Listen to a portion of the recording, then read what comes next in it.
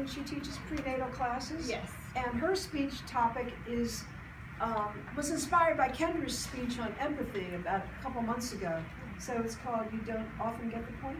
How often we can miss the point. How often we can miss the point. Welcome, Monica. Hey, nice to meet you. Thank you. Hi, everyone. My name is Monica. This is my first speech, which is supposed to be go to the point, and I will speak on how easy it is to miss the point. Yeah, so the reason I'm using my notes is because I have Kendra's notes. She was so nice to give me her notes after she had this speech, which is called empathy, as Maria said.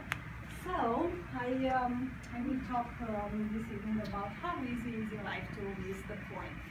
So a few months ago I was to the doctor for something very simple. It was supposed to surgery to my toe.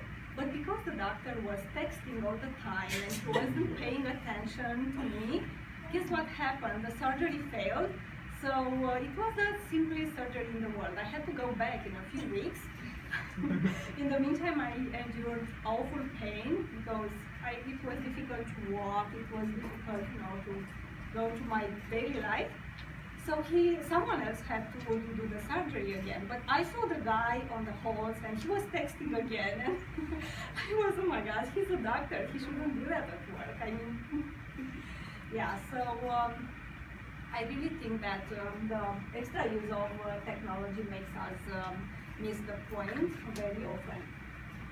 So let's go to the next slide, please. Also, I read about something that happens in China. They created this tree especially for the people who go to work so they can text while they are going. Yeah, so as you can see, they have indicators, and someone put a comment, okay, what happens if they hit one to each other? And then someone else said, oh yeah, I know, it happens every day. I mean, yeah. Let's go to the next one, please. Thank you very much. Yeah, so look at this lady. So imagine that your mom will be, crossing the road, or yourself, or your child, and she's putting the makeup and speaking on the phone. So I really think the extra use of technology have very bad consequences on our daily life. Let's go to the next one, please. Thank you. Yeah, so I know a lot of people at work are texting. I don't use my phone at work. I don't think I show respect to the people that I work with, so I never use my phone, only on my break. But I see my colleagues all the time, texting or calling or pretending that, okay, if they speak, they don't speak loud, they pretend maybe that nobody's paying attention or something. As a person who doesn't use the phone at work, I notice everything. Yeah. Let's go to the next one. So when I saw this picture, I was wondering, okay, I really think all the people are texting here. Let's go to the next one, please. So I really think we are not very specific when we are giving feedback to the people around us. So when my daughter comes from school, I ask her, what did your teacher say? Oh, she said I did a great job. Yeah, okay, but what does it mean exactly? What did you learn from the experience? I remember in Romania, the teachers were giving us very specific feedback. So all the time, we knew where we were in terms of progressing, of learning. But I found that today it's very easy. Oh, you did a great job, you did a good job. I really don't think it's a good thing. I really think we should be very specific when we give feedback to someone.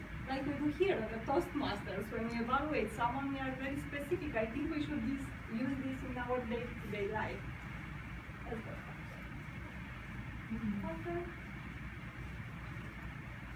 Yeah, so also, as Kendra pointed in her speech, is that we don't spend enough time in the nature. And she pointed that when a group of children, part of a study, spend some time in the nature, after 5 days of being away from their smartphones and tablets, the campers were better able to read facial expressions in videos than in a control group. So yes, this is very true. So I notice the same. I go to work, I come home. If I don't go in the park, if I don't go in the nature, I act totally different from the times when I take the time to go in the nature, to observe the trees, small things, but it makes a difference, a huge difference. And then I think our busy lives are part of the human disconnection. So this is my nephew. I only see him once a year when I go back in Romania. So in the past, when someone was giving birth in the community, all the women were there. They were helping each other.